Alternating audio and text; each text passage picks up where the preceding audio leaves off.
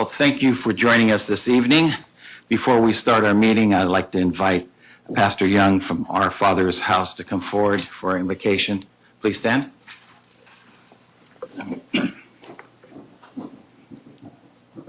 Let us pray.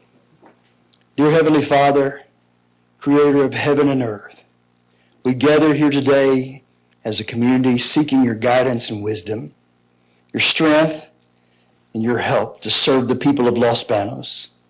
We ask for open hearts and clear minds as we begin this new year, to listen with respect, to speak with civility, to act with integrity. Grant our city leaders discernment to make decisions that reflect justice and compassion and the common good. May they seek the welfare of all residents, neighbors, and families, and those who are in most need. Help us work together with patience, humility, and a spirit of cooperation, setting aside all that divides us for the benefit of our community. We give thanks for the volunteers, for the first responders, the educators, every person who contributes to the vitality and the safety of our city. May we honor their efforts with prudent policy, thoughtful planning, and accountable governance. Bless our city staff as they carry out the work of the municipal service. Help them perform with dedication, professionalism, and care for the public trust. We ask for peace in times of disagreement, courage to pursue solutions that protect the vulnerable and uphold dignity for all. May our decisions reflect hope, fairness, and the recognition of our shared humanity. In this new year, Lord, guide us to foster a community where families thrive, businesses prosper, and neighbors support one another. May we be instruments of goodwill, acting with transparency and empathy and service. We ask all this in your most holy name, Jesus Christ our Lord. Amen. Amen. Thank you. Thank you. I'd like to call this meeting to order for January 21st, 2026. And Chief, if we could have the pledge. I pledge allegiance to the flag of the United States of America and to the republic for which it stands, one nation, under God, indivisible, with liberty and justice for all.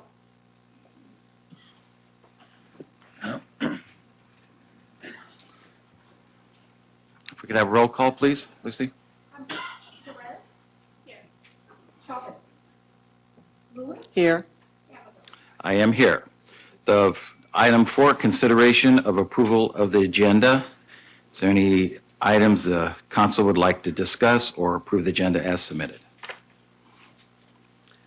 Yes, Mayor, I'd like to pull item 7. Let me look at the other one. Item 8F for discussion. And with that, I'll approve the agenda. 8F, as in Frank. Okay. Is it changed? No, this is just the agenda. Oh, just This the is agenda. agenda, Oh, I'm yeah. sorry. Yes. The mayor had asked if anyone wanted to pull anything for discussion. So we're just approving the agenda. Yeah. Yes. Yes, I'll make a motion to approve the agenda. We have a second? Okay, all in favor signify by saying aye. Aye. Opposed? Ayes have it. We'll go on to presentations.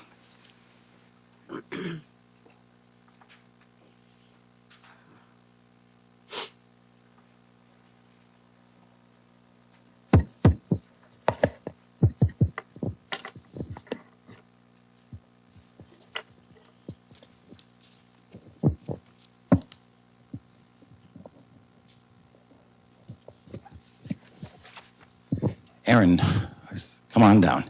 So Aaron is a detective for the police department. He is our employee of the month for December 2025. We're always after the fact when we give these. You're the best of the best for December of last year, and we know you'll continue the service. And we want to recognize your outstanding performance and dedicated service to the city of Los Banos and for being named Employee of the Month for December 25. Congratulations, and thank you for all your hard work. Thanks, sir.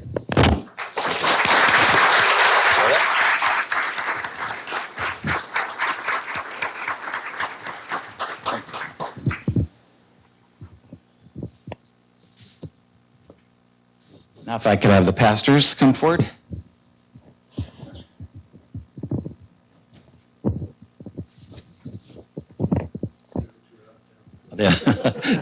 We have you, Steve. That's a good. So Monday, of course, was Martin Luther King. We celebrated it in our city. There was a march. Pastor Stephen Hammond puts the whole thing together. We marched to his church. Does an excellent job for our city, including his how he volunteers to the police department, and there's so much. And so I'd like to read this proclamation that I read on Monday. Proclamation recognizing Reverend Martin Luther King Jr. Day. Whereas Dr. Martin Luther King Jr. was born in Atlanta, Georgia on January 15th, 1929, and was made a lasting impression as a key leader in the American Civil Rights Movement during the 1950s and 1960s. Whereas during the speeches and rallies in our nation's capital and throughout America, Reverend Dr. Martin Luther King Jr. promoted his dream of a nation where everyone is treated as equal and is judged not by their color of their skin, but by the content of their character. And whereas people throughout the world continue to look to Reverend Dr. Martin Luther King Jr. as an example, as a model of human relations, and his efforts in the daily struggles for civil human rights have continued since his assassination in 1968 and will continue until his dream of absolute freedom, equality, and justice for all is finally realized. Whereas the city of Los Banos is proud to honor and celebrate the life of Dr. Martin Luther King Jr. Now therefore be it proclaimed that the mayor and the city council members of the city of Los Banos do hereby recognize Monday, January 19th, 2026 as Martin Luther King Jr. Day in the city of Los Banos and encourage all citizens to celebrate and remember the many accomplishments that Reverend Dr. Martin Luther King showed our nation. So thank you so much. We appreciate everything you do for our community.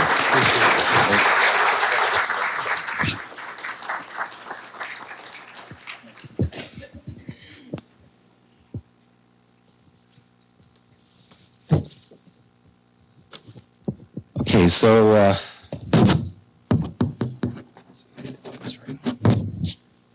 we're going to do it again. Lucy, you want to come on? So Lucy, let's see, 31 years with the city, and was so important part of our city all the years. She started, worked her whole way up. I'm going to read a proclamation real soon. It shows all the different things you did for the city, all the different departments and everything you worked. We really can't appreciate her enough. She was a steady hand in turmoil, and her accomplishments when everything was going great helped the city move forward. And that's really what it is. It's when you find an employee that cares, there's not too much more you need to say. So Sarah wanted me to read this. Sarah is her assistant, and she's at a conference. So, as you know, I am away at a LCW conference for continuing education, which you always told her she had to do. Something you were always big on and support of. I am saddened I couldn't be there this evening to applaud you and thank you one last time for your personal and professional mentorship and the many years of service you have provided to our community. And I always carry a piece of you with me as you have molded me into the professional I am today, and I will never forget that, and I'll always be grateful. So that's from Sarah.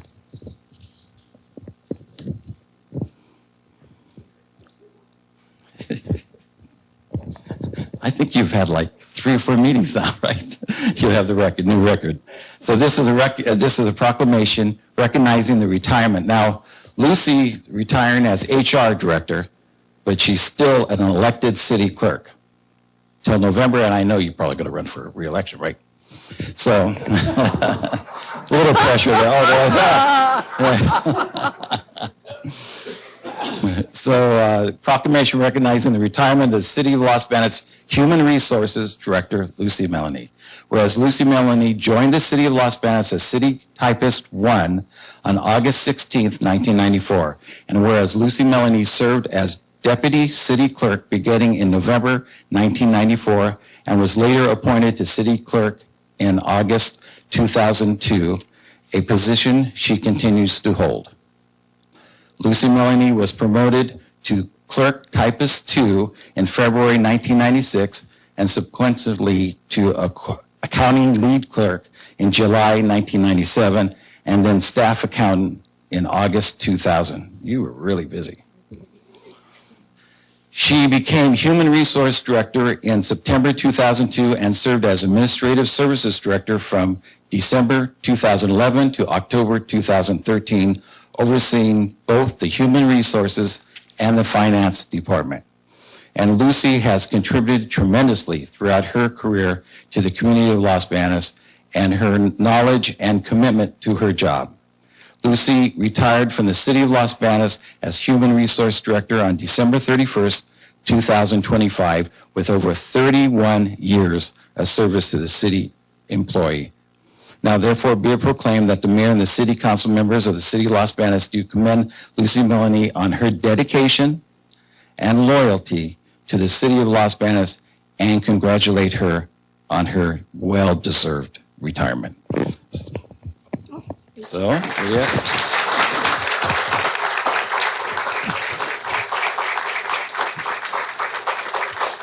Okay, before you sit down, we wanted to make sure you were going to be honored specially. So we added a little something. And after 30 years, you can put this on and show this to your husband every day. Just point it to him and see what I accomplished. So congratulations. It's a beautiful little plaque. Yeah, with our logo on it. Congratulations. Thank you very much. Give you all that. Yeah, it's worth it.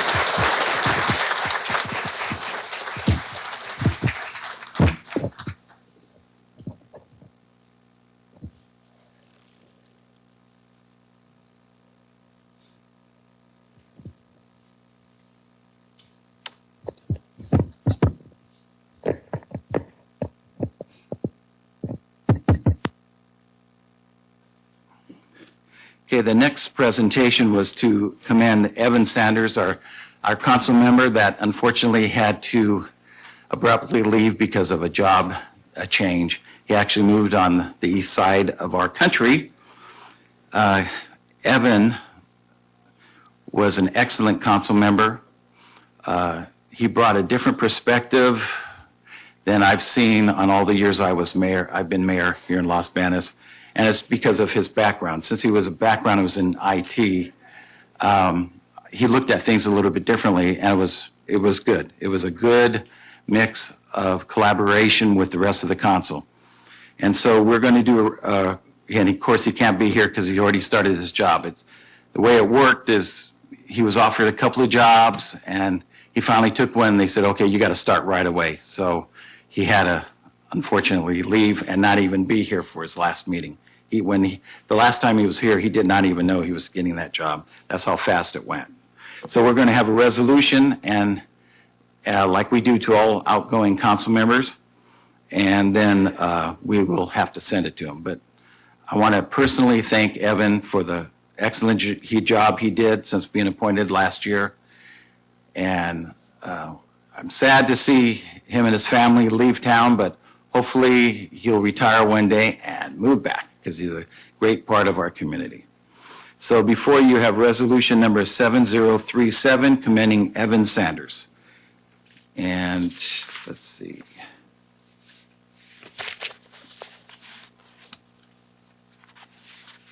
Lucy, you want to read the resolution, please?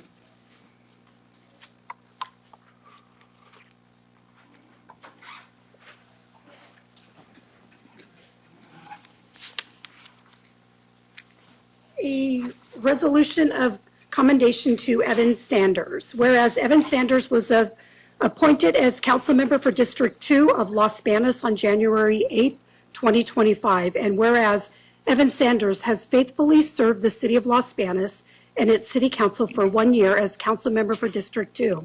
And whereas by his devotion to his duties, Evan Sanders has greatly contributed to the governmental process of the city of Los Banos.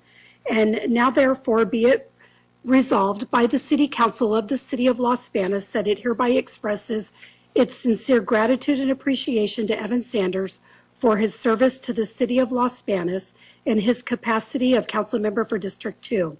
Be it further resolved that an embossed copy of this resolution be presented to Evan Sanders as an expression of the city's appreciation.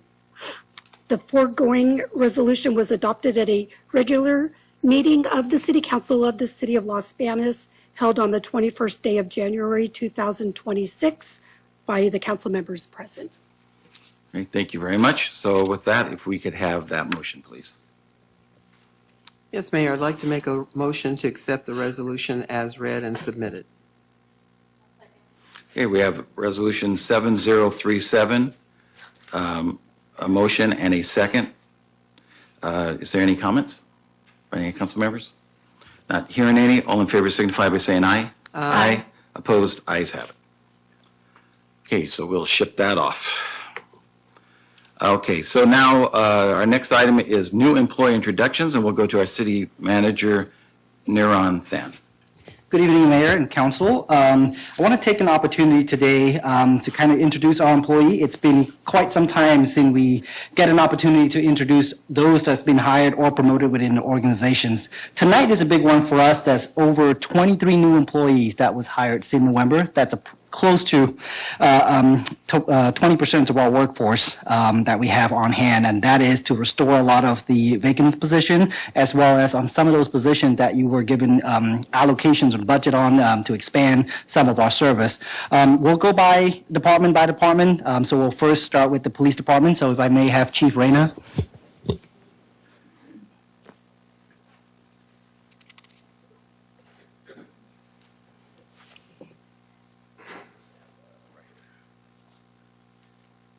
Good evening, Mr. Mayor and Council.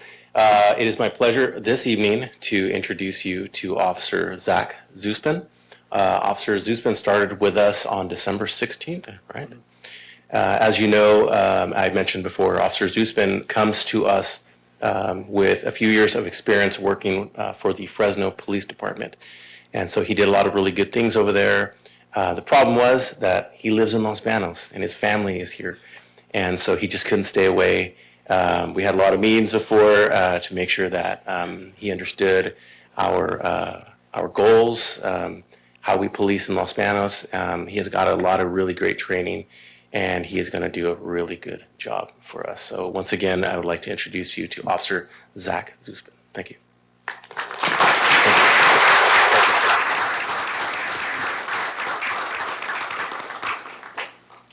Fire department, fire chief.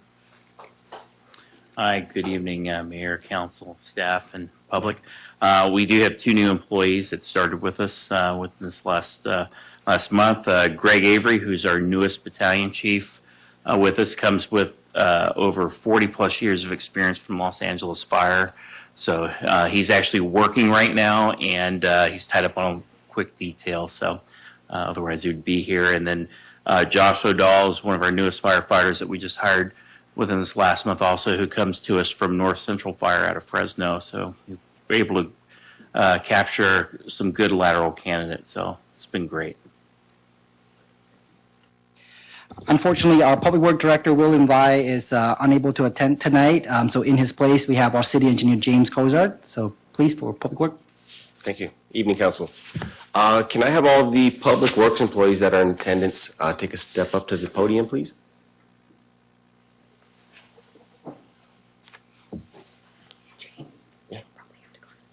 Oh, okay.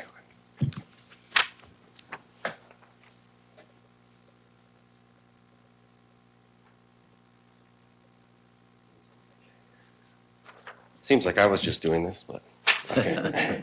You were. All right. Yeah, exactly. Okay, just maybe give a little wave when I say your name. So Christopher Brazzoni. Chris has joined is the Utilities Maintenance Worker 1 in the Public Works Department, and he's assigned to the Water Division. He brings over 10 years of experience in the unit as a welder fabricator, providing valuable technical skills that directly support water system maintenance. His welding expertise is a strong asset to the city, and it's a benefit to have these capabilities in-house. Thanks, Chris. Okay. Next up, we got Martin DeFranco. Hey, Martin. He's been promoted to Utilities Maintenance Worker 1 after previously serving as a custodian in the Facilities Division. He's well regarded by his coworkers and brings valuable institutional knowledge and familiarity with staff across multiple departments. His existing relationships and understanding of city operations will support a smooth transition into his new role. Next up, we got Mr. Juan Lopez. Hey, Juan. He began his career with the city as a part-time mechanic in the fleet division. Then he transitioned over to a full-time environmental control specialist trainee in 2023. He's since obtained his Grade 1 wastewater treatment plant operator certification and has been promoted to Environmental Control Specialist 1. His progression reflects strong technical ability, commitment to professional development, and continued growth within the organization. Next, we have Gabriel Cervantes. Hey, Gabriel. He began his career with the city in the Utilities Division as a part-time maintenance worker, and he later advanced to full-time Utilities Maintenance Worker 1. He's since transitioned to a new role as Environmental Control Specialist trainee at the wastewater treatment plant and successfully passed his water distribution Grade 2 and water treatment Grade 1 certifications. His continued professional development reflects a strong commitment to supporting the city's water and wastewater operations. Then we have Fernando Perez. He began his time with the city as a part-time maintenance employee in the fleet division and now has joined the facilities division as a maintenance worker 1. His fresh ideas and commitment to the city are helping to shape the newest division in public works. All right, and Mr. Carlos Pena. He's a part-time maintenance employee in the fleet division who previously worked for the city in 2017. His previous experience has helped strengthen the fleet division in assisting with the repair, maintenance of essential city vehicles and equipment.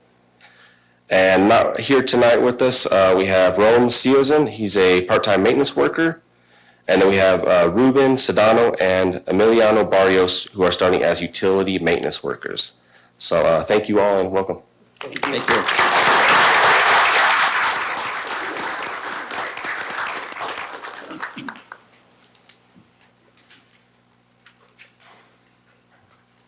May I have Park and Recreation's employee, please? Hi, my name is Joe Hyam. Sorry, I'm not as tall. So on behalf of Director Hyam tonight, I'd like to introduce you to our new Park and Recreation Department employee. So please, as I call your name, please raise your hand, and we'll kind of go through that. I apologize for that.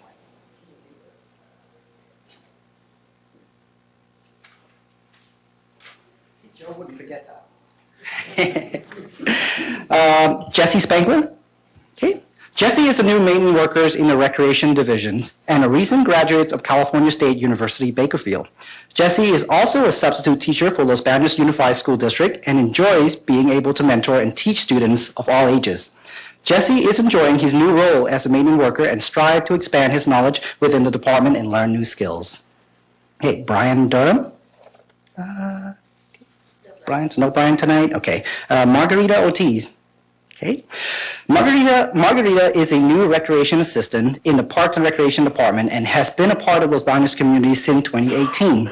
Margarita enjoys being part of a team which focuses on providing recreation activities for both children and adults and is excited to assist with upcoming community events. Margarita appreciates the opportunity to be able to contribute to both the department and the city of Los Banos. Okay. Michael Consenza.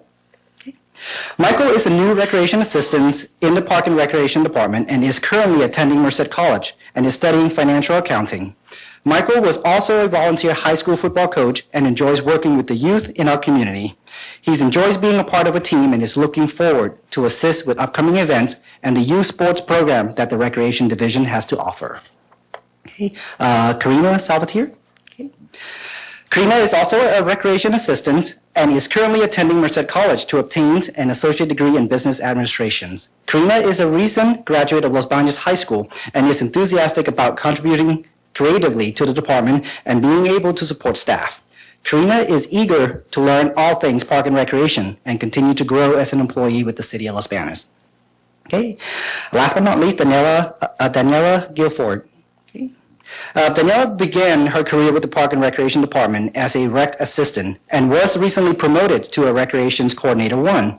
Daniela has a true passion for connecting with people and creating friendly and welcoming environments for residents of all ages. She is excited for her new role and to be part of a team that helps the community thrive through exceptional recreational experience. Thank you and welcome. Welcome. Thank you.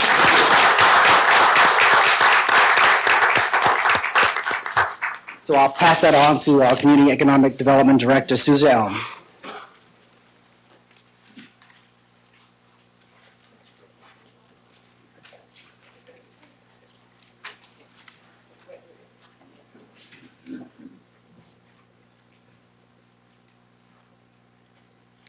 All right.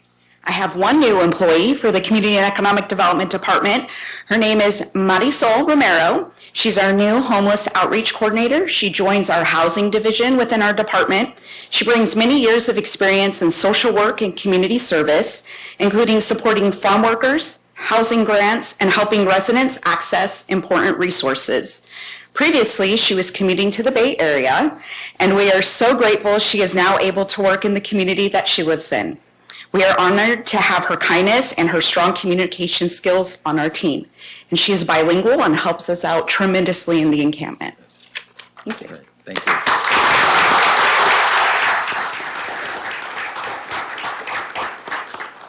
you. Finance Department Director Moreno.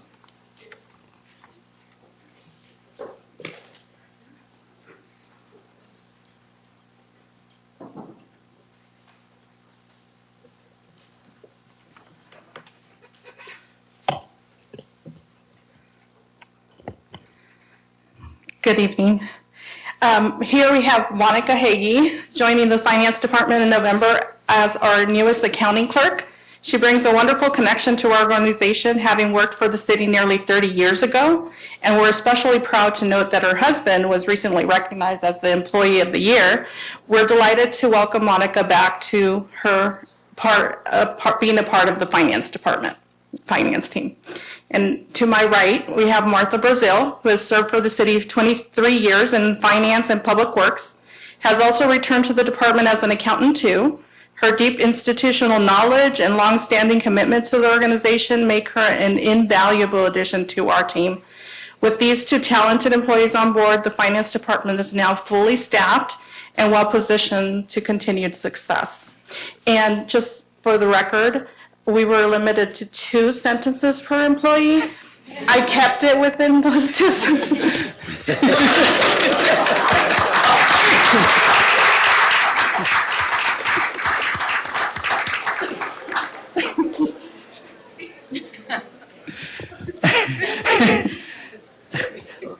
Finance is always very accurate, down to the last instructions and periods at the end of the sentence too. So thank you, Minnie. And of course, our city attorney.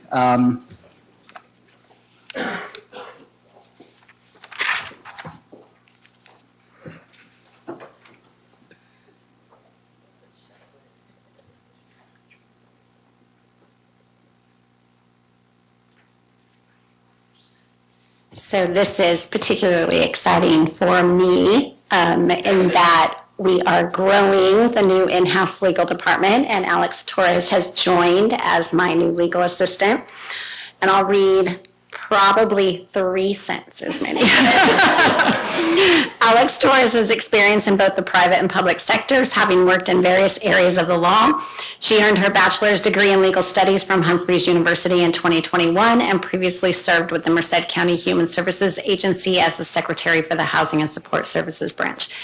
Alex brings a strong background in administrative support, confidentiality, and public service, and looks forward to serving the city of Los Banos. And I can tell you she has already been an invaluable member of our team. So thank you and welcome. Thank you.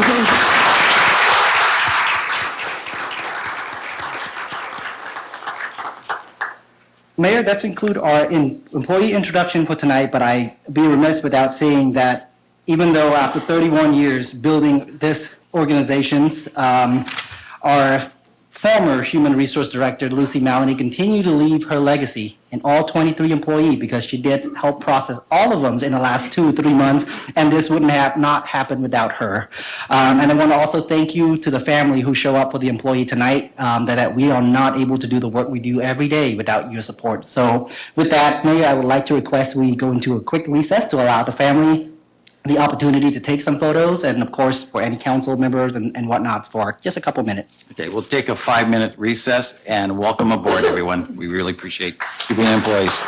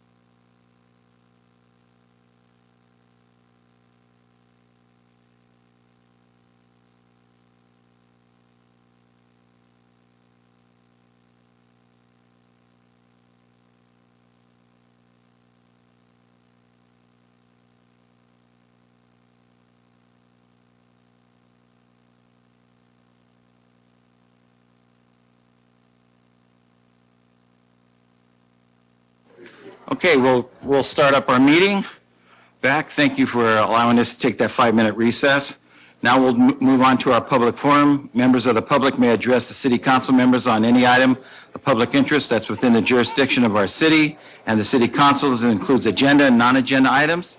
No action can be taken on non-agenda items. Speakers have 5 minutes for their presentation, and please come forward and introduce yourself at the podium there. Anyone would like to speak?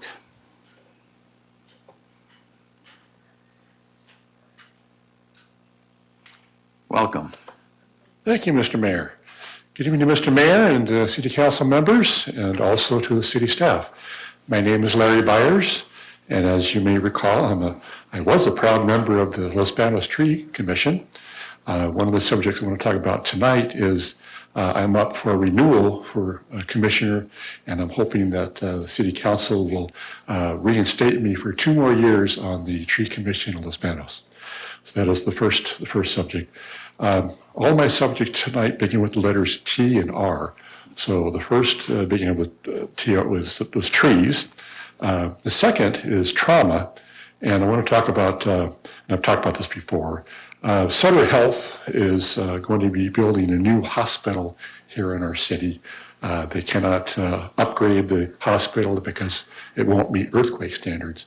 So I spoke before from this podium regarding the fact that I would like to see a trauma center being built in the new hospital whenever it is built. And I really am concerned about that because our current hospital is not equipped with a trauma center. What that means to the city of Los Banos is if we have a trauma center in our hospital, we are equipped to handle many emergencies, particularly those that would occur on the highways and byways like 152 and on Interstate 5. If there's a major traffic accident, right now we read that the accident victims were taken to a Modesto area hospital. They were flown there because we haven't got a trauma center in our hospital currently. So I'd like to see if we could change that. Hope the city council is behind me in getting that trauma center built when the new hospital is built. Third subject is traffic. Once again, the subjects are all TR type subjects, so traffic. The Complete Streets Project, I've spoken about that. That's regarding Pioneer Road. Right now, Pioneer Road is a 2-lane thoroughfare. We are planning to, within 20 years, build it out to 4 lanes. My request is that we consider planning for 6 lanes as opposed to 4 lanes, because by the time we build out the Pioneer Road for 4 lanes in 20 years, we will need to build out for 6 lanes. So we may as well plan for that event now. My real reason for talking tonight is I'm going to be talking trash. And I'm not really speaking in terms of talking trash, but I'm talking about trash. Mid-Valley Disposal is doing a wonderful job for us in collecting our trash and recyclables and so forth. I was able to convince my wife to finally get rid of our old tube TVs, 3 VCRs, and a 50-year-old Radio Shack stereo. I spoke to someone at Mid-Valley Disposal, and they very graciously came out and picked up the discards. I had the 2 tube TVs, the 3 VCRs, and the Radio Shack stereo that was 50 years old, didn't work anymore. And they came out and picked them up. That was great. Now I've convinced my wife that I need to clean out the crawl space above our 2-car garage, and that's going to require hauling trash away. And as you can see, I use this to walk. I looked at the attic stairs over the Christmas holiday when I was on vacation, and I decided I can't get up to the attic anymore. So we need to figure out a way to get what's up there down here, and then maybe to the events that we have, and we have events twice a year at Los Banos Spring Fairgrounds where we can take our trash there, and it's It's okay for those who have a pickup truck. I don't have one. So what I would like to see if we could consider doing is doing what many communities that I drive through in the Bay Area have done, is they have a trash collection day where you take your trash to the curb. That is trash that cannot be hauled away necessarily in the bins. And right now, I have so much trash or potential trash in my crawl space. I'd like to be able to get rid of it. And it would be so much easier to take it to the curb on a potential trash collection day if we could arrange for that. Now, I realize the first time that we do that, there'll be an untold amount of trash to pick up at the curb. It's going to cost a lot of money, take a lot of trucks to haul it away. Second time, third time, fourth time, maybe not that much, but I would like to be an advocate for curbside junk pickup 1 day per year. I realize we need to set parameters, expectations. Mr. Byers, I need to interrupt. Your allotted time is up now, and upon my recommendation, council needs to move on. Thank you. Thank you, Larry. So I'm a little too lenient on my time, and so I've been told by legal, and we have to keep everything straight that from now on we have to limit to 5 minutes. So I'll play the game. I'll play by the rules, I should say. Carlos Flores, District 1. Welcome, Carlos. Welcome. Hello. I didn't see you guys during the holidays. I was spending time with the family, but I'm back now. What I wanted to kind of speak about is there is an issue with politics inside Los Banos, right? In the sense that I feel like the community, in a sense, feels like they're disconnected. Like the city council is not connected to them, and they're not connected to the city council, right? And so the thing is that in every district, every people in those districts vote for the people that they think that they're going to do the best for their possible districts, right? And advocate for them and get things done, right? And I know things take a long time, right? But in my mind, I'm always curious and asking questions, right? And so I go, well, how long does things take to get done in Los Banos? Like, if things come in public meetings, we're here, we're bringing things up, like sir over here, he came up with some great ideas, right? When do those come into fruition, right? Obviously, we're not going to vote on it and get the things done. You guys are the ones that have to vote on it, right? Because there's 7 members here, right? So I did a little research, and people here that organize love to network, right? And so they sent me some emails between them and the mayor, right? Just to get a gist of how it works, right? And the one that I seen, it was about the homeless situation, right? And I read them going back and forth because they wanted me to see both dialogues to see how this works, right? And so I read them. And from what I got from it is the city council likes to drag its feet, right? A lot of times when I come here, I only hear a couple of people speak, right? And the thing is, though, is as a community, Los Banos is going to keep on growing because from what I understand, the biggest developer here is going to make a lot more houses. And I hope stores and everything else comes with that, right? But at the same time, just like he said on Pioneer, when are you guys going to plan ahead for the city growing, right? If it passes 100,000. The thing is that when I read those emails, I seen even when the people were asking for public records, they didn't actually receive the public records that they were asking for, right? And this was about the homeless encampment, about the homeless monies that were coming into Los Banos, right? And so I just want to put that out there that we are organizing, just to let you know. Not only that, I was out there at the homeless encampment the other day, right? Because I do work social services. And so my job is always to ask questions, especially when you see a third world country right next to the police station, right?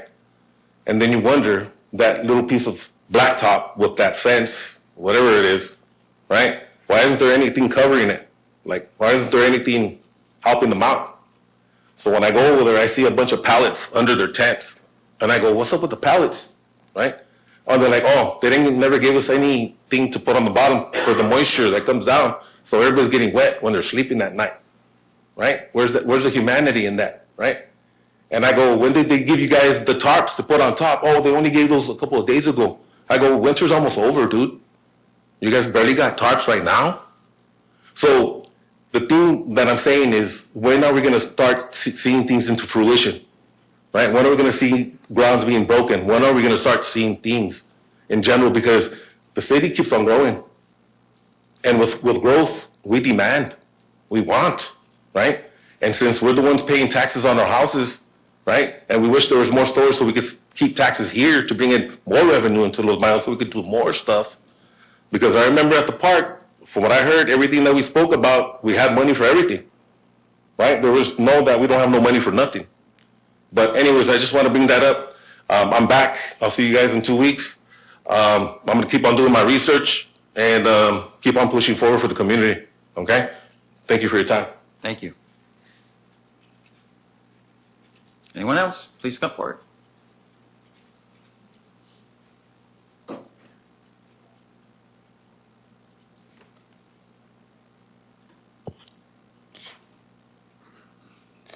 Good evening, council, mayor, staff.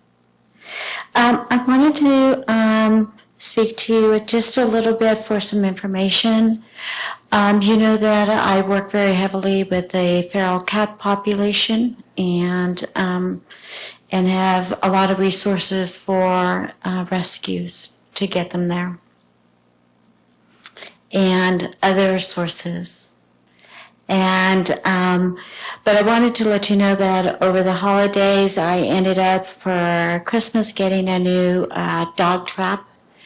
And there is such a thing as dog traps. And they're a little larger. And I was able to break it in over the holidays. And these are not, I'm not stepping on anybody's toes during the weekday or when the county or the city has a good hold of what's going on. But when a dog gets lost, it has just a few hours before it becomes in a survivor mode. And it's essential before they become a pack to go ahead and trap them and get them to rescues. What I'm asking today is that, well, I'm asking several things, but I just want to let you know that over the holidays, the shelter, all the rescues, everybody, we're full. And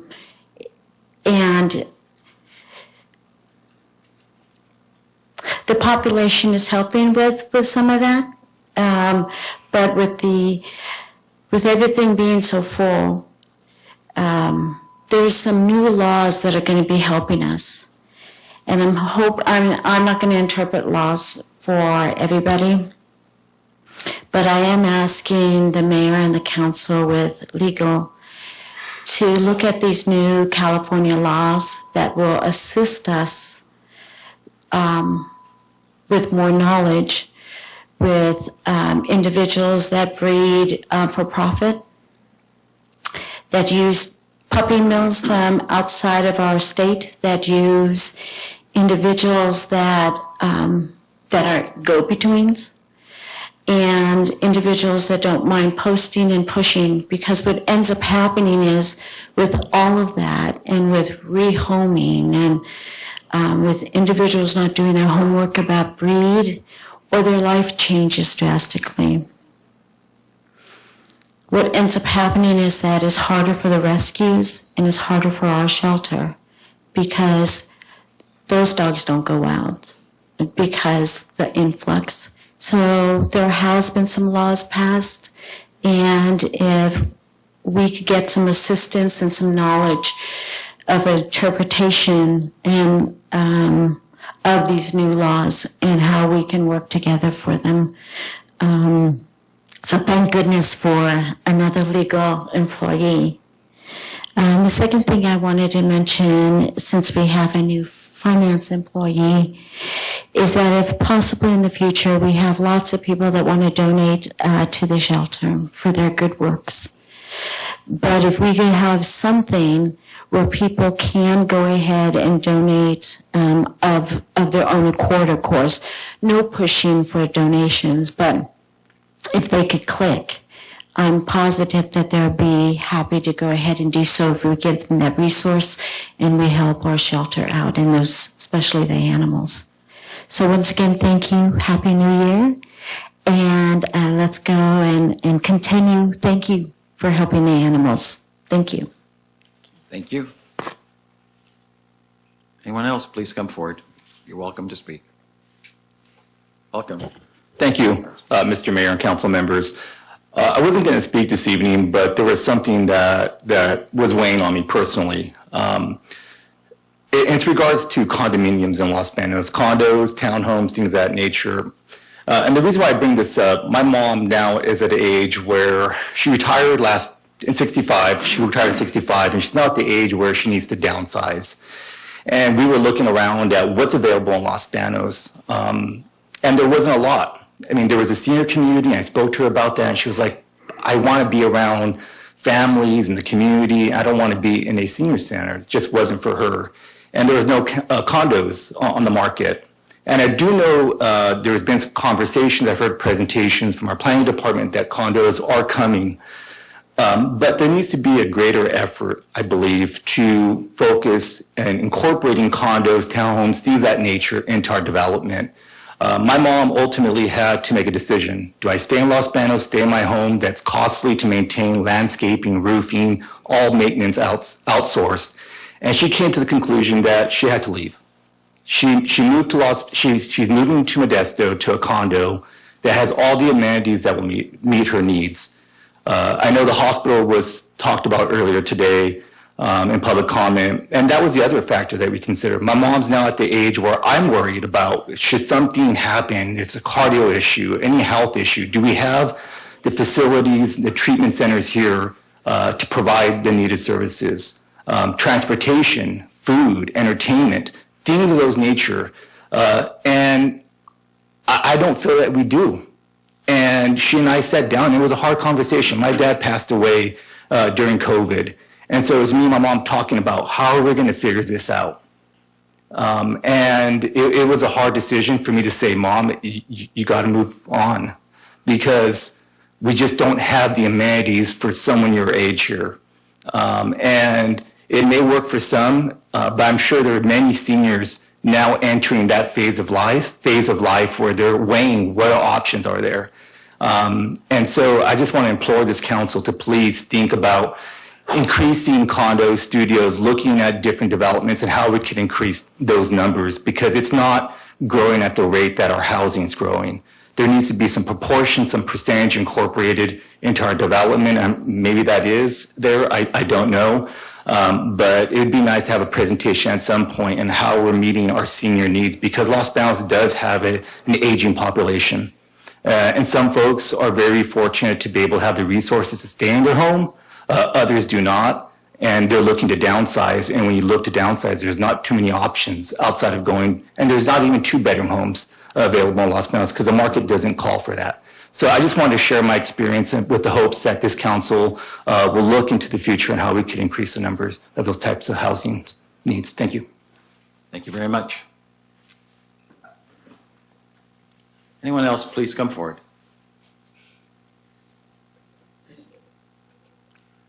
Okay, I do not see or hear anyone coming forward, so I'll go ahead and close the public forum. And there were very good points brought up in public forum. We are aware of the housing needs, and we're far from what the city deserves and its citizens deserve, I should say. But we're looking at the whole thing, and looking at that, we're looking at smaller homes. I've talked about 2-bedroom homes instead of 3 and 5 and 6-bedroom homes, which to me is crazy. But anyway, we're talking all that, but unfortunately, all that stuff takes time to get through the process. So anyway, we will move on now, but I appreciate everybody that spoke at the public forum. You're always welcome to speak at our public forum. And now we'll move on to the consideration of our approval of the consent agenda. And Lucy, if you could read off the consent agenda, please. Mr. Mayor, did Councilmember Lewis want to remove an item for discussion, or Oh, okay. Items on the consent agenda are as follow. Warrant numbers 255329 through 255789 in the amount of $3,602,235.72. City Council meeting minutes for December 17th, 2025. City Council Resolution Number 7038, delegate substitution for the 2026 Merced County Association of Governments One Voice Program. City Council Resolution Number 7039, accepting the Transportation Development Act Funds financial statement for the years ended June 20th, 2022 and 2021. City Council Resolution Number 7040, authorizing the release of unclaimed checks pursuant to California Government Code Section 50055 to the City of Los Banos. City Council Resolution Number 7041, rejecting the bids for the construction of well number 16, test well number 2. Consideration of approval of the Los Banos successor agency minutes for January 15th, 2025. And the items are to be approved as submitted. Okay, so there was a request by Mayor Pro Tem to remove item 8F, and I also want to remove item C. And so I'll go ahead and talk about item C right now before we have a motion. So at the last MCAG meeting, which this is the delegate, so MCAG has a one voice program where all the cities, the 6 cities in the county and MCAG go up to Washington and they talk with the senators and the Congress and their staff and try to develop a relationship so we can get more funding federally from the government. And it's been going on for about 20 years, and it's been very successful. They've got money for airports, roads, police has gotten money, public safety's got money, but it's a little bit different in the federal government right now. And if you're from California, there's not a lot of willingness to give California any money right now. So we talked about it because at the MCAG meeting, it was like, are we going forward or what's the case? And I came up and said, I just don't think it's time to spend the money unless we know we can make good progress. Because last year, really, they went and it really wasn't very good. You get to meet the people, and that's good. And you get to, especially their staff, because they get to know you. And then when you come up the next year, they know who you are. And a lot of these government things, you have to meet people 3 times. And on the 3rd time, they finally release some money to you. It's sort of like how they play the game. And it's that same way at the state, too. But anyway, so you do build the relationships, and there is money. But right now, I just don't think it's right to go spend the monies, because it costs each city to send the representatives. It costs MCAG, and it costs the county. And the county also they do a federal one through their federal lobbyists, and they do that in October. They do that time, and they've been pretty successful with that too. I don't know if they're going to do that this year. But anyway, so long story short, we decided to pause the one voice for this year and then retool it a little bit and see if we can do it next year. And I think that's the right decision. So at this time, I want to go ahead and remove that because there's not going to be a delegate, and we're all really busy, and if we can get success, then it's worth going. But to spend the money and the week, 5 days of Washington, D.C., it's not the right thing to do. So that's with item 8C. And then Mayor Pro Tem for item 8F. Thank you, Mayor. Yes, mine would be for clarification and for public notice. We had a bid out for Public Works for well number 16. And there was a protest by one of the contractors, and my question would be, when we send out our bids, do we specify exactly the qualifications that are needed for a contractor to submit a bid to the city of Los Banos? So I just want to bring that out and make sure that we understood and that the public understood that, this would be the case for the city. Mayor Pro Tem, Mayor, if I may, so yes, typically when we put a bid or release the bid out for bid, we do specify one of the required document is their qualification to do a similar project, and in this case would be the depth of the drilling.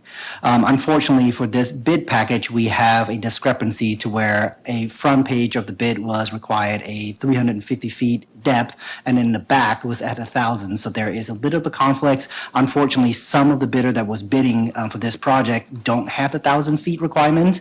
Although it's worth noting that the test well itself will be at 350 and not 1,000 feet. So it's in the best interest of all bidder that we revise that bid document and push it back out so that everyone that has a qualified experience at 350 feet would be able to rebid that fairly. Okay. Thank you very much.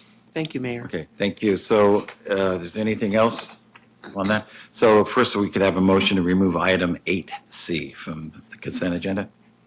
Yes, Mayor, I'd like to make a motion to remove item 8C from the consent agenda and to approve the rest of the consent agenda as submitted. Okay, we have a motion and a second as stated. Any further questions or comments? All in favor signify by saying aye. Aye. Opposed? Ayes have it. Thank you. Next item is appointment of members to the following commissions. And so last week we did a lot of work. The way the council has set this up is that we have Zoom meetings with all the applicants for the different commissions. And we had a really good turnout. For Parks and Rec, we had 8 people, 8 qualified, very good people that wanted to be on the Parks and Rec Commission, and we had 2 openings. And, we sit up here and we say, you got to be part of the city, you got to be part of the city, you got to join the commissions, join the committees and all this stuff, and then we get it and we only have 2 openings. It's, oh my gosh, it was just a tough decision. So anyway, but we went forward, and the first one's the Airport Commission. There's 2-year terms, and actually the Airport Commission only had Dennis Reed applying for it, and Dennis knows what he's doing, so my recommendation to make the motion to approve Dennis Reed as the Airport Commission. If I could have a second, please. Okay, we have a motion and a second to appoint Dennis Reed to Airport Advisory Commission. His term would be expiring December 31st, 2027. All in favor signify by saying aye. Aye. Opposed? Ayes have it. Now we can turn to Parks and Recreation Commission. And with this, we worked on this with Mayor Pro Tem Lewis. So you want to say anything, Mayor Pro Tem? Well, we had some excellent applicants for Parks and Rec, but we had 2 outstanding candidates. One, a gentleman that has some really good qualifications that will help us in regards to our advertisement and moving forward. So I appreciate every applicant that put in their application to be on Parks and Rec, but it was a tough decision to narrow it down to 2. And I just, as the mayor said, I want to encourage people to still move forward, put in their applications when we have an opening. It was really very good to see that many people who want to participate in the operation of our community. So it was great. Great, thank you. So we have two applications, two openings. They're 2-year terms expiring December 31st, 2027. And I'd like to make a motion to approve Wes Wise and Jerry Belvin to those 2 positions. I'll second that motion. Okay, we have a motion and a second as stated. Any further questions or comments? All in favor signify by saying aye. Aye. Opposed? Ayes have it. Congratulations to those 2. And the last one's the Tree Commission. We had 3 2-year terms, And again, excellent candidates. It's really inspiring and motivating for us up here that people want to get involved. That's what it's all about. We have the title here, but it's really all of our city, and everybody's opinion is just as important as someone with the title up here, really. So with the tree commission, I think I'm going to make one person a little happy. But we've decided for the 3 positions, Jeanette Guzman-Lopez, Javier Ramirez, Delgado, and Lawrence Byers. So we came through with you, Larry. See? So that's my motion to appoint those 3 people to the Tree Commission for 2-year term ending on December 31st, 2027. I'll second the motion. Okay, we have motion and second. All in favor signify by saying aye. Aye. Opposed? Ayes have it. So again, thank you for everybody that applied. We really appreciate it. Please, if you weren't selected, please apply again. That's all I can say. We need your input, and I'm sorry we just can't put everybody on these posts and these commissions and these committees. Item 10, consideration of adoption of the city resolution number 7042, accepting the 2024-2025 fiscal year audit reports consisting of the annual comprehensive financial report and the government auditing standards report. And with this, we'll go to our finance director, Minnie Moreno. Good evening, Honorable Mayor, members of the City Council, staff, and members of the public. The Annual Comprehensive Financial Report, better known as ACFR, provides a complete picture of the city's financial condition for fiscal year 24-25. It includes required financial statement analysis, a historical data that demonstrates the city's financial or fiscal health, long-term stability, and compliance with accounting standards. I'm going to be giving you a lot of numbers, but then I will summarize it with 4 sentences. So bear with me. Our overall financial position for the city, our net position is $351 million. It's an increase from the prior year of $28 million. In our government activities, it's an increase of $16.1 million. In our business type activities, which are water, sewer, and garbage, is 11.9. Our unrestricted net position is $54 million. Our assets have increased by $46 million. This is driven by equipment purchases and infrastructure improvements. Our liabilities have increased by $15 million, largely due to a state grant that we had to record as liability. Deferred outflows decreased by 4.2, and deferred inflows decreased by 1.5, primarily due to our pension and our OPEB activity. Combined ending fund balance for the government funds is $106 million, an increase of $3.4 million. We have unassigned fund balance of $27 million, which I'll break down for you in preparation of our next fiscal year's budget.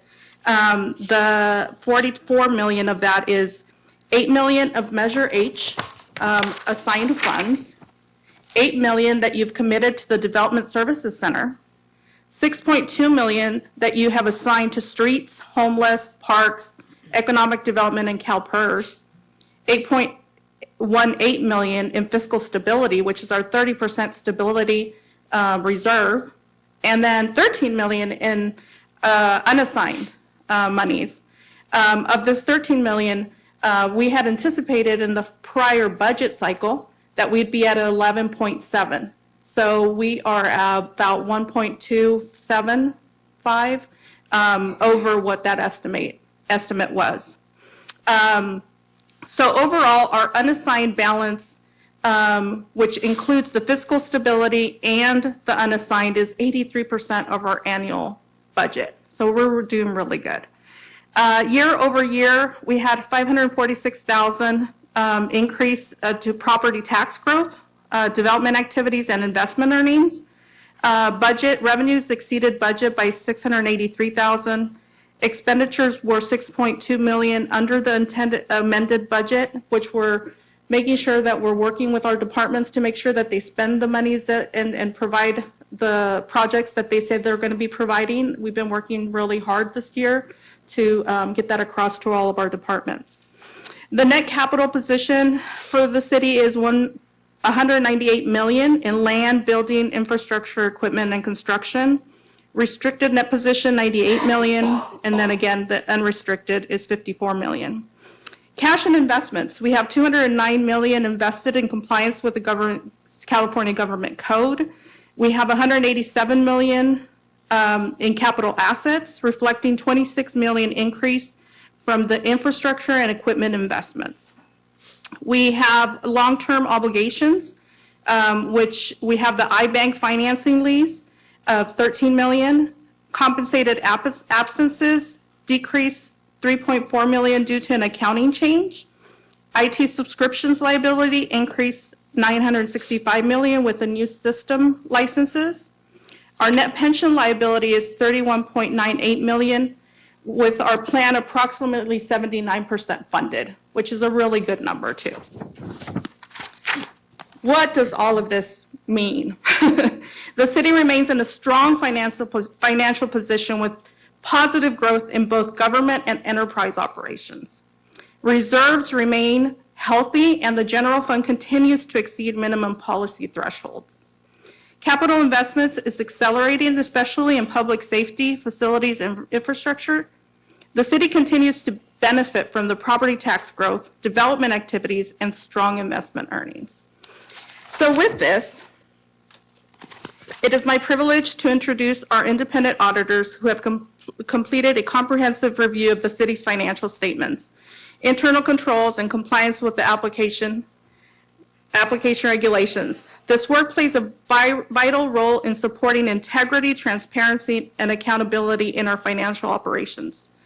Following their thorough assessments, the auditors have issued an unmodified or clean opinion of the city's financial statements, confirming that they fairly present the city's financial position in accordance with generally accepted accounting principles. This outcome reflects our continued commitment to strong fiscal stewardship and adherence to professional standards. At this time, I'd like to turn the presentation over to Clifton Larson Allen, LLP. Mr. Joseph Judson, CPA, will provide an overview of the audit process, including the responsibilities of management and the auditors, the results of the fiscal year 2024-25 audit, and key points from the required communication. Please join me in welcoming CPA Joseph Judson as he begins his presentation. Thank you, Minnie. Good to see you. Good evening, members of the council, Mr. Mayor, and staff of the city as well. Could I have the next slide, please? Oh, thank you very much.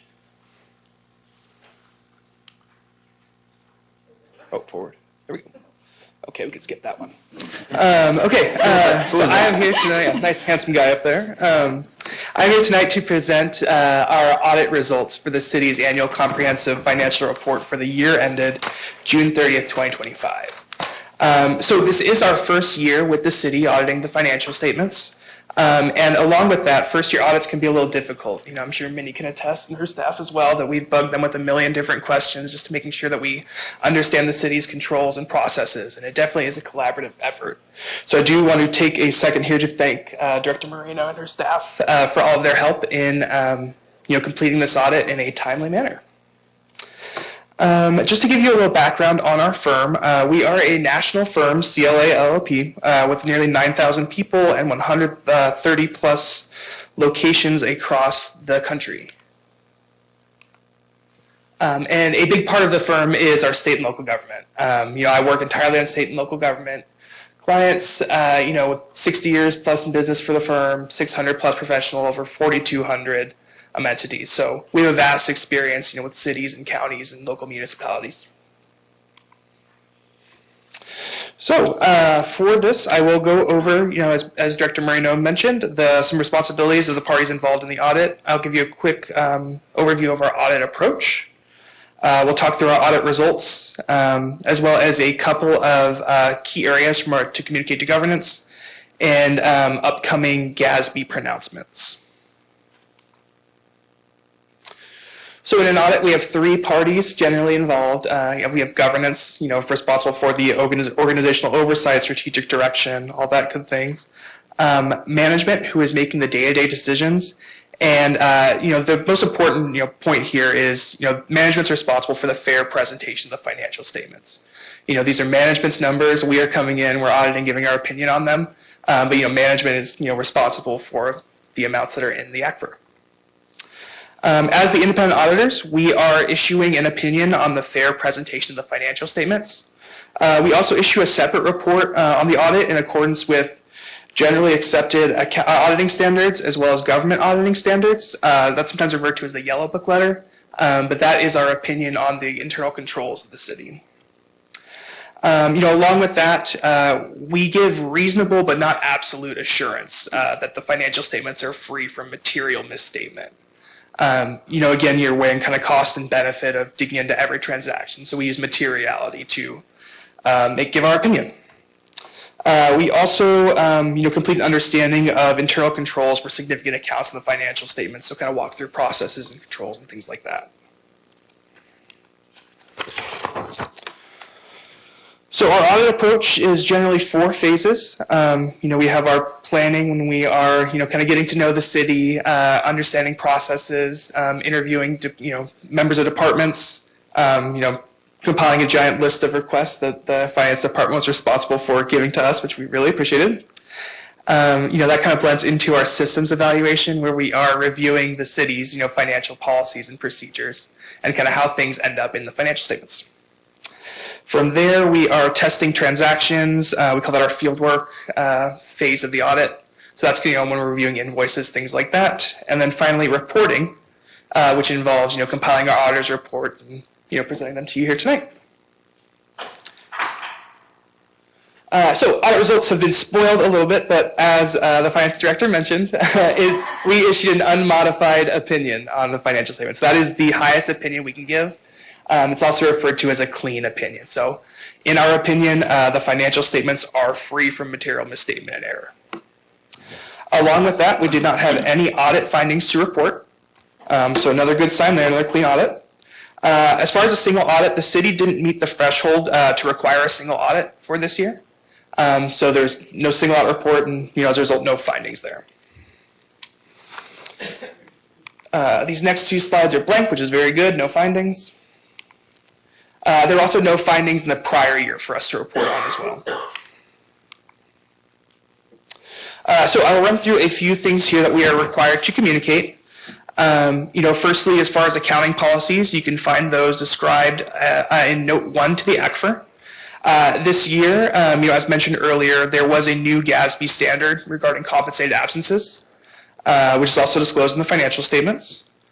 As far as significant accounting estimates, the 3 we kind of circled on here are net pension liability, net OPEB liability, which both come from actuaries, and the landfill for the liability for the landfill closure and post-closure, which is based on engineering estimates.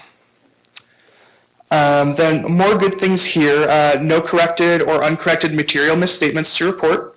There were no disagreements with management, and to our knowledge, there were no consultations with other accountants. We did not identify any fraud or illegal acts during the course of our audit procedures. We did not have any significant difficulties encountered during the audit. There are a few areas of the ACFR where we perform limited procedures in accordance with governing auditing standards. That would be the supplementary information, the other supplementary information, which is composed of the introductory and statistical sections, as well as the required supplementary information. And lastly, management has provided us with a letter with a few representations for the audits about the integrity of the data provided to us. Okay, lastly here, as far as new GASB standards coming out, we do have GASB statement number 103, which will be implemented for the year ended June 30th, 2026. And with that, there's some changes to the MD&A and the reporting on unusual or infrequent items, as well as a few changes to the presentation for proprietary funds, which is like your water and sewer funds, as well as a few changes to the way that budgetary comparison information is presented. With that, some legal jargon for the lawyers, and that is all I have. With that, I'll open up for any questions or regarding the audit. I think you explained it really well. Any questions from the council? So I do want to take the time to thank our auditors for doing a really thorough job of reviewing our financial statements. Staff does recommend to adopt the resolution accepting the 2024-25 annual comprehensive financial report and the governing auditing standards report prepared by our auditors. But I also want to thank my staff that's here and the staff that's not here. It was a collaborative effort to get this done and do it in a timely manner. We're very timely in this year, making sure that we keep on that momentum. And now that we're fully staffed, I think we're in really good hands right now to keep that momentum going. Excellent. Out of all your comments and when you were describing everything, 30% reserve. That is very important for this city, and I'm really proud of that. Proud of you and your staff, what you're doing for the city. Thank you very much. It's reassuring for us and the city residents. So with that, I'll take a motion for item 10. Yes, Mayor, I'd like to make a motion to adopt City Council Resolution Number 7042 as read by title. I'll second. Okay, we have a motion for Resolution 7042 as stated for our fiscal year audit report. Any further questions or comments? Not hearing any. All in favor signify by saying aye. Aye. Opposed? Ayes have it. And with that, we'll move to item 11, consideration of approval of the Los Banos Successor Agency Resolution Number 2026-1, approving a recognized obligation payment schedule, ROPS, and administrative budget for fiscal year 2026 and 2027. We go back to Finance Director Moreno. Good evening, Chair and members of the Successor Agency, staff, and members of the public. The Successor Agency is required to submit an annual recognized obligation payment schedule, better known as ROPS, identifying enforceable obligations and the funding needs to be met for these obligations. Our ROPS 2026-27 covers the period from July 1st, 2026 through June 30th, 2027, and requires Oversight Board approval prior to the submission to the county-wide Oversight Board of the County of Merced, and then submission to the California Department of Finance. The ROPS for 2026-27 is requesting $1.948 million, and the funding for that is for the enforceable obligations of $1.8 million, administrative costs of $50,000. So no bond proceeds, reserve balances, or other funds are being requested. Our enforceable obligations are four. It's the administrative costs of $50,000, the tax allocation refunding bonds, debt service, which is principal and interest of $1.8 million, trustee fees of $4,000, and then contract obligations of L&L district reimbursements of $15,000. All obligations are ongoing and consistent with the ROPS submissions. Our cash balance included $46,000 in bond proceeds and $10,980 in reserve balances that are held with the Department of Finance. Our revenues for period 20, these are for 23-24, were $1.9 million. Expenditures, $1.9 million. Our ending RPTTF balance is $201,745. A prior period adjustment of $221,520, which will offset future distributions, was calculated. Staff recommends that the Oversight Board adopt Resolution 2026-1, approving a recognized obligation payment schedule, ROPS, and administrative budget for fiscal year 2026 and 27, and authorize its submission to the countywide Oversight Board of the County of Merced, and then submission to the California Department of Finance. With that, I open it to any questions. It's pretty routine. Yeah, so just to explain to the public, there's a lot of numbers there.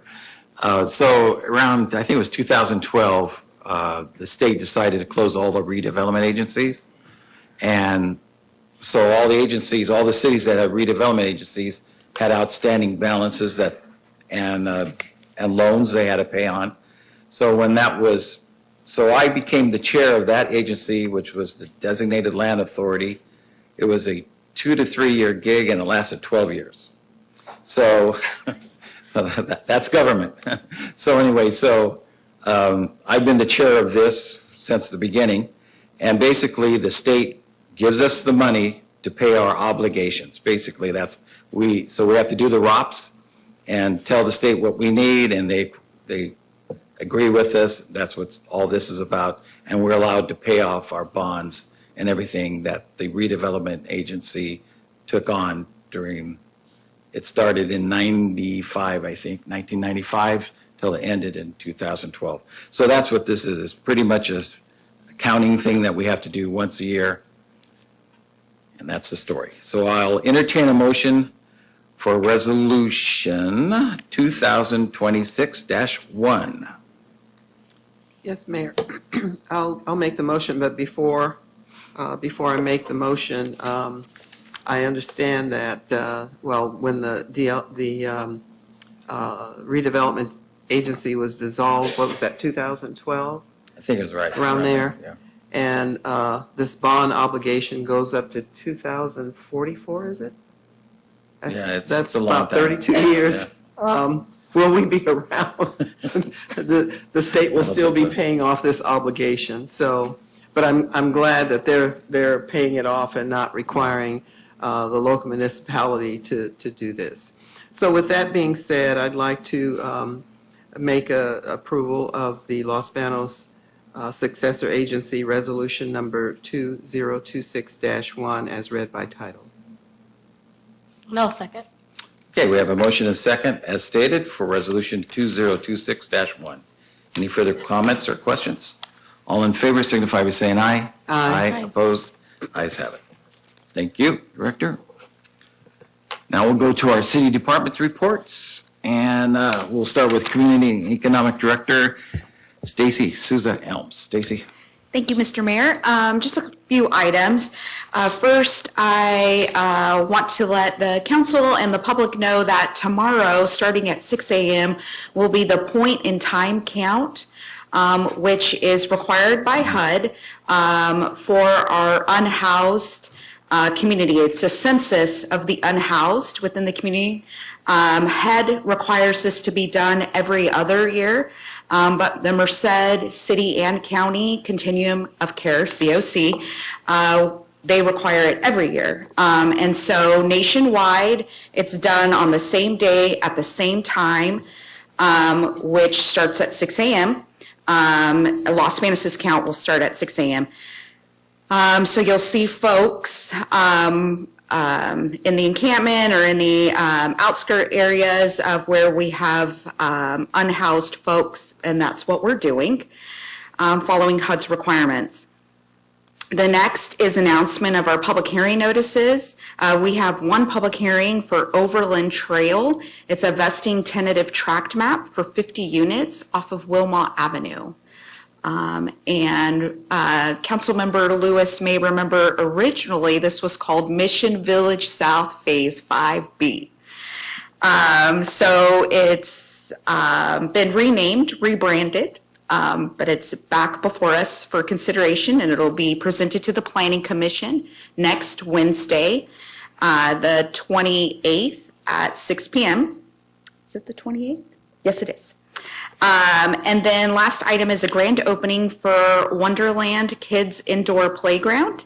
They just received their business license today. We're really excited to announce that grand opening will be January 27th. The community is invited to attend, as well as the council. It'll be at 12 p.m. They are going to be located at 265 Mercy Springs Road, Suite C. That is where Premier Cinema is located, the movie theater in that plaza. And that concludes my report. Thank you very much. Any questions for Stacy? Okay. We'll move on to Finance, Director Moreno. I've been talking a lot today. Yes. Okay. So an update on the PBID. We finally got a management letter signed by the PBID or by the Downtown Association. and the professional services agreement to our auditor. So we are ready to get started on that audit. So I just wanted to give you an update on that. Our specialized audit is also coming to a conclusion. We've provided them all the documentation. We're hoping to have that to you by the 18th, February 18th meeting. So we're hopeful we can get that to you with the results of that specialized audit. A reminder to our citizens that we are going to be starting shutoffs of water service, that there's a lot of options under SB 998 that they need to contact us if they're having any hardship, or if there's any medical reason, or if there's anything that, that we could do to assist in making sure they don't get shut off. There is no calls going out. We're going to do calls at the 10-day mark, and then we're also going to do at the 48-hour mark.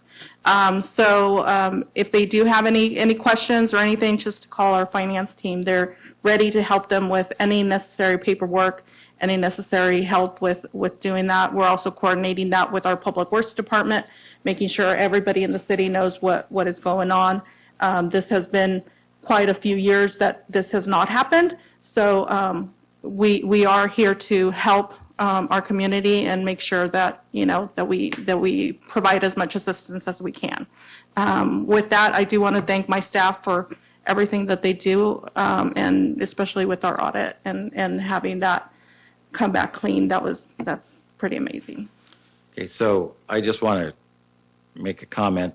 Before you turn off any water, you said calls. So is there any kind of hanger going on the door or anything like that? Because that's what really needs to be done. You know, you have 48 hours to call us or tell us something. Or when I was mayor, the first time we changed to that, but I know things have changed since I was gone. But that will really help if we could manually have Public Works hang something that they have 48 hours or something like that for water turn off, call. I'd like to see something like that happen. I know it's probably not in the resolutions and all that stuff, but we can be a little easier, I think. We have the good faith effort as part of the policy, so. Come to the podium. Yeah, she should talk. And I just want to remind everybody, this isn't an agendized item, so there shouldn't be a lengthy discussion about this. Okay. Okay, well, take my comments. And We will bring it back on Yeah. the 4th if you need Okay. it to come back. Okay. Thank you very much. Okay, next is Fire Chief Twala. Good evening again. Just one little update in regards to our emergency medical services that are now being provided by American Medical Response, or AMR.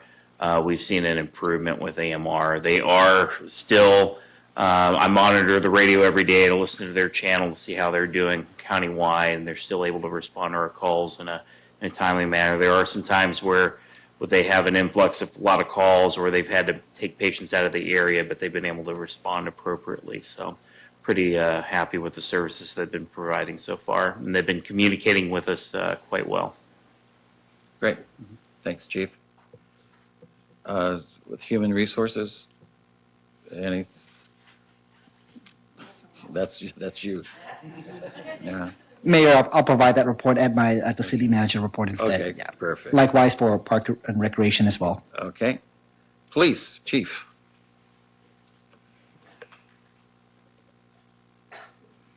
Good evening, Mr. Mayor and Council. Once again, will not be as long as the Finance Director.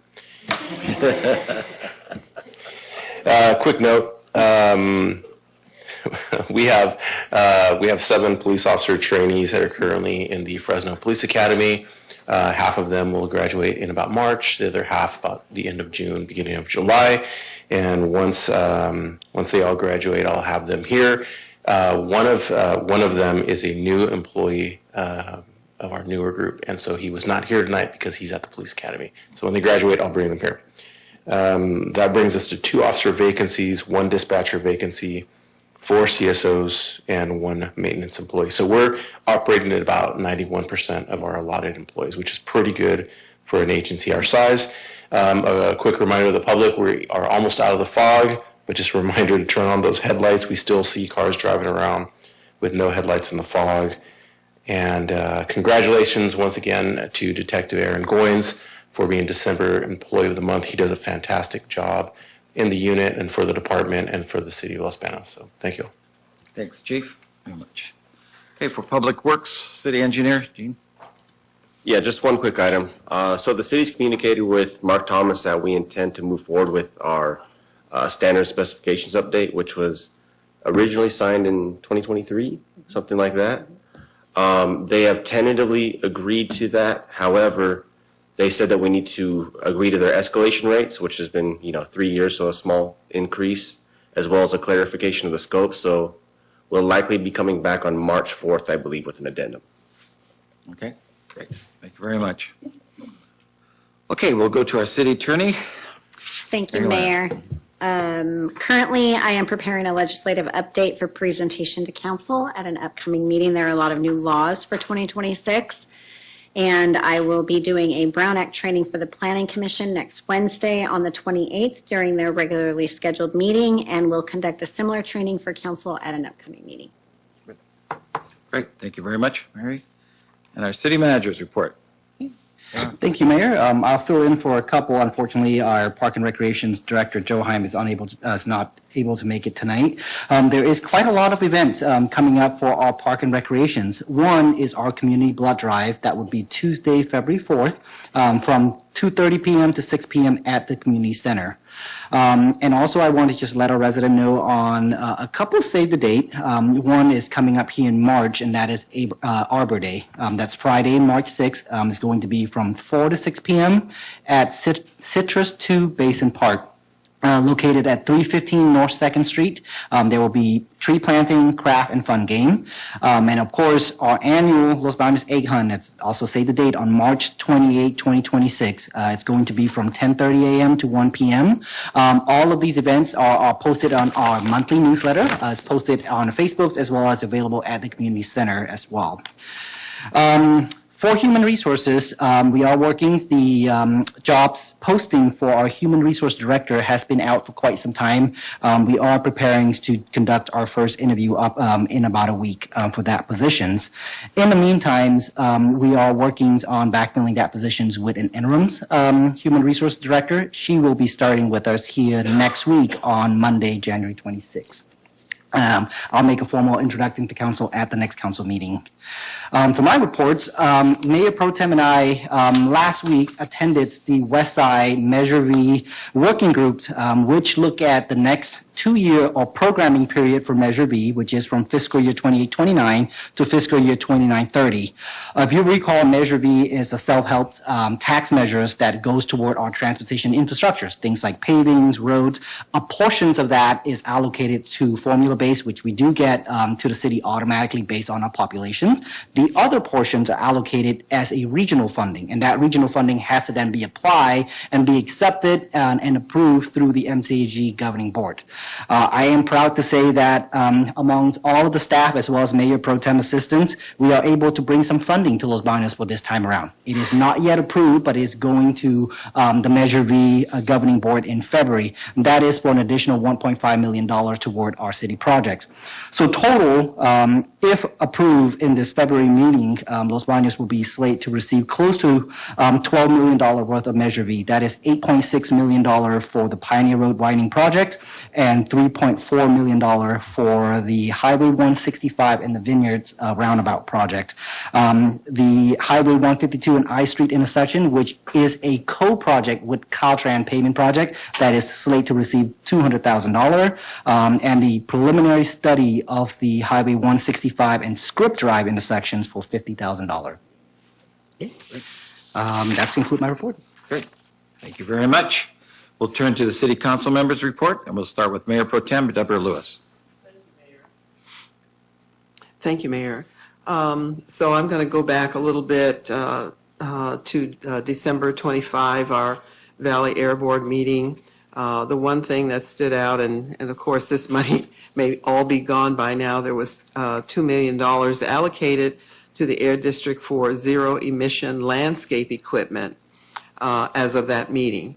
And as of that meeting, $1.4 million in applications were already on board for eligibility to disperse money, leaving roughly about $600,000. So if there's anyone out there that wants to update their landscape equipment, especially those that are in the profession, here's an opportunity for you to go from gas to zero emission landscape equipment. At the January 15th meeting, we had a 12,500,000 allotment from CARB, the California Air Resource Board, for zero emission vehicles in partnership to distribute that money through Valley Can. And this is to replace any combustion vehicle with either electric or a hybrid vehicle. And you can go to valleyair.com and look at the website and put in an application. And those monies go very quickly, but it doesn't mean that you can't put an application in because they will put you in line for the next allotment that may come forward. I want to congratulate Evan Sanders for the time that he spent with us to help move our city forward with the projects that we had, and I wish him the best in his new endeavors for his employment, and we miss him. We had a very good service for Reverend Dr. Martin Luther King this past Monday, especially the remaining service at the church. So I would like to invite next year people to come out and participate, to hear about the accomplishments that he had, the very idea that he was a man of peace, and his demonstrations were peaceful despite all the things that were foisted on them to bring forth the discrimination that was happening at that time. But I want to thank everyone who came and participated, and the proclamation that our mayor gave was a wonderful proclamation. And congratulations again to Lucy on her retirement, and it's good to see you here tonight as our city clerk. And also, it was very enlightening and very pleasing to see all the new employees that we had tonight that were recently hired to serve our community. And thank you to our city manager for having them come, because that's something that I guess I'll say at the Air Board, when we hire new people, we have them come and meet the public and meet the directors. And every month, for the people who have years of service, we honor them. So I really appreciate you doing this and displaying our new employees here at our city council meeting. I also attended the December 10th MCAG meeting for the mayor. I think the thing that would have been most important to our community is Measure V, and our director has given that report.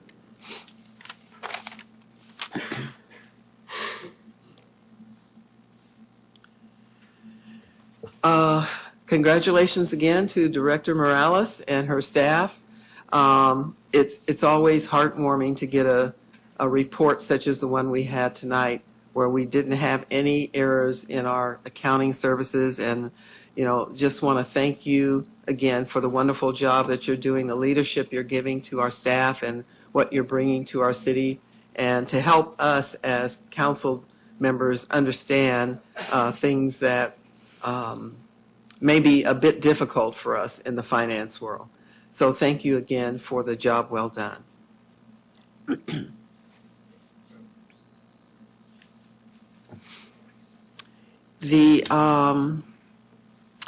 In regards to our trash collection, and maybe our I don't know if our public works engineer knows this, or maybe Neuron, if you do.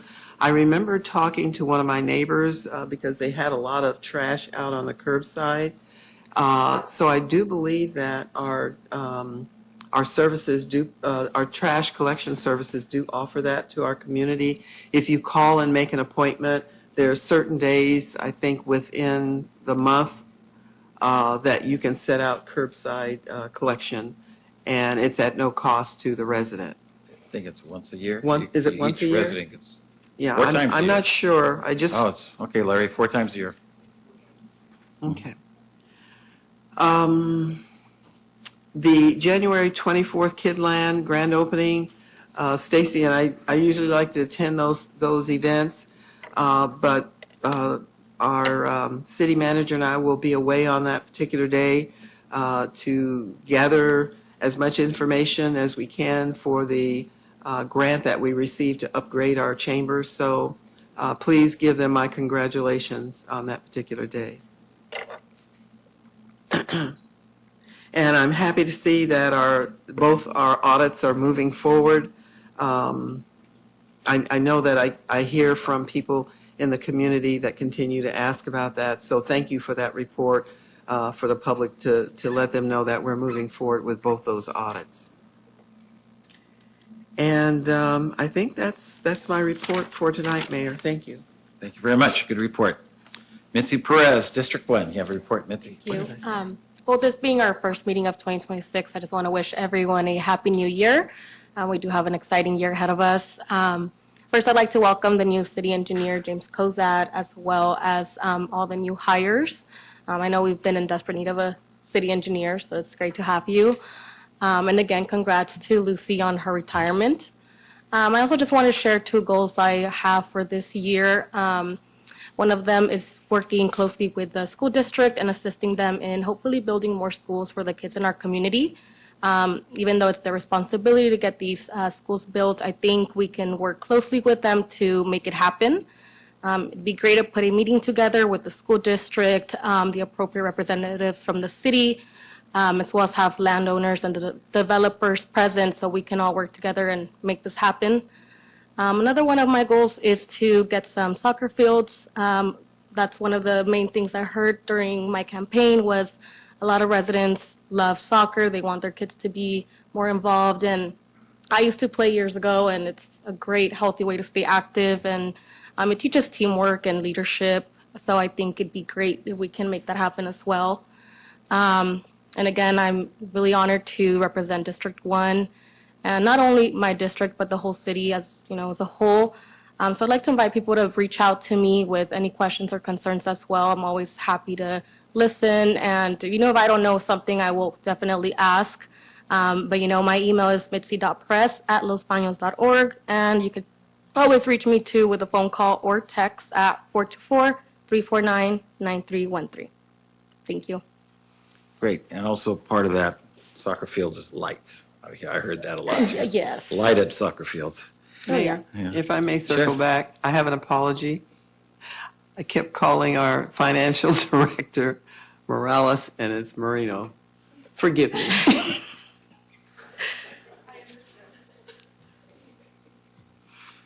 Okay, that's noted. And now we'll go on. District 2 is vacant. Unfortunately, District 3, Marcus Chavez, is gone for this evening. He'll be back next meeting. And the next one is my report. So at MCAG, which was last Thursday on the 15th, I think, that was last Thursday. One of the things we focused on is the bus. So a lot of the buses that you see around town, the whole county and all the different cities, they have some really old software in there, and if there's anything that takes place in the bus, if it's an accident or just something that happens, many of the buses, they have to actually go to the bus, download the video, because all the buses have audio and video in them, and then take that off-site and bring it to the administration. So now we're updating all that. It'll all be in the cloud, so administration can actually just go to that bus and update it from their offices and not actually go out to the field. So that's a good thing. We also did a memorandum of understanding with Caltrans tied to the federal and state transportation planning, and we amended that amendment basically, and it was for electrification infrastructure for the bus system. So we're trying to, some of the buses are, a lot of them are electric, some are diesel. The ones that go up to Yosemite or can't be electric because they can't go up and come down because of the rising of the mountains and everything. It takes too much power. But we're trying to get more money for all that. Also, we already talked about the One Voice program and how that was put on pause. I'm really encouraged that Amtrak has started a pickup and drop off back into Los Banos. Around 20 years ago, 25 years ago, there was a bus system called Serendipity. I don't know if you remember that. Anybody remembers that? And they were doing the same thing, leaving Los Banos, going over to the Bay Area with buses for commuters, trying to get people off Highway 152 and I-5. And now that has started up with Amtrak is doing it now. And it's going to be like from Los Banos to Gilroy, Los Banos to San Jose. The bus keeps going. Los Banos to Gilroy, $7. Los Banos to San Jose is $11.75. And there's 2 drop-offs and 2 pickups. So it leaves Los Banos at 8 a.m. and 11 a.m. and then it comes back at 5, almost 6 o'clock and 8 p.m. So, and also that you'll be able to go to Merced on that bus, catch the train. So anyway, there's more things opening up, and that's a good thing. Hopefully people that commute can sort of figure this out, and hopefully it helps them out for their commuting. Again, District 2 now is open again. Council has to decide what we're going to do. We can appoint. That district goes for election in November of this year. So there's a lot of things we have to figure out. We'll be bringing it to the council in public and making decisions how we're going to handle all that. Let's see. And the last thing, comments at the public forum, like Mitzi says, we want to build more soccer fields and we want to light soccer fields and want to do all this stuff, but government is designed to move slow. And it's very frustrating for the residents and it's frustrating for us up here, but it is a good design. The reason for that is so we don't do things too fast before the residents can know about it. That's why we have transparency and public forums and we do all that. So when we talk about like we want to light a soccer field, we have to wait for the next budget, program it into the budget, make sure everybody knows what it's going to cost, get pricing, put it in the budget. The council has to decide they want to do it, along with staff and everything like that. And so those are all great ideas, but it takes time to move things forward. And so if you're on the outside looking in, sometimes it looks like we're not doing anything. But no, those things are being programmed, being looked at, and that's how we move things forward. With the housing and everything like that, we have talked about that. And with the homeless, we have already, Carlos must have missed some meetings because we are looking at the pellet homes and things like that. So we are moving forward on all those things.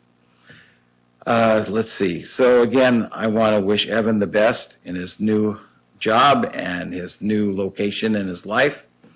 And thank staff for all their hard work. We've got a new year ahead of us. And there's even going to be more work this coming year. So we want to keep this city moving forward. And Director Moreno has done a great job coming in. Are we doing better than Patterson, your last job? Yes, okay, I got a yes. That's all it takes. So money's very important. And we have to be healthy, and we are healthy. So with that, we'll be going into closed session. Okay, sure. Go ahead. I'm sorry, Mayor, for It's okay. this. My phone went off and I didn't see the message. I had it up, but it shut down. What I wanted to let the public know is that the Air District has a firework pilot incentive program again this year. It's the third one we're doing. And this incentive program is to do laser shows instead of fireworks. I think this encouragement is something that perhaps our legislators might be looking at down the line. But nonetheless, the applications, they sent out an email. They designated funding per county this year rather than just leaving it open. So Merced County has a total allocation of $23,840. So, you know, if our police department or Parks and Rec, any department out there wants to put on a laser show, you know, let us know so we can get that application in. It doesn't state what the grant amount would be on the email, but certainly I know that it probably would cover at least 50% of the cost. Is this for the 4th of July or? This is any for, time? it could be, let me pull it back up again here, I'm sorry.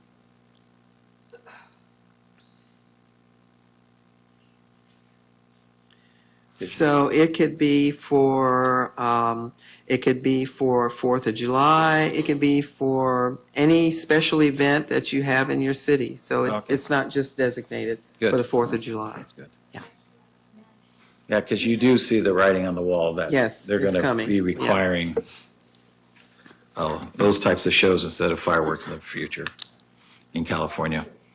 So with that, we'll be moving into closed session, conference with legal counsel, anticipated litigation, significant exposure to litigation pursuant to paragraph 2 or 3 of the subdivision D of section 54956.9 of the government code. We'll be going into closed session now, and if any decision is made, we'll be coming out here and taking a public vote and letting the public know. So again, thank everybody that has spoke in the public forum. We appreciate you being here, and we're going to closed session. Thank you.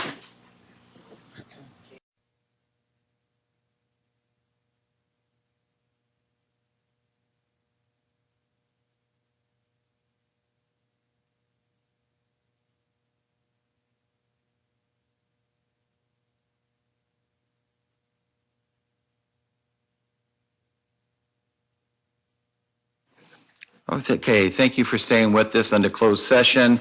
There is nothing to report, so we'll adjourn this meeting at 8:24. Thank you.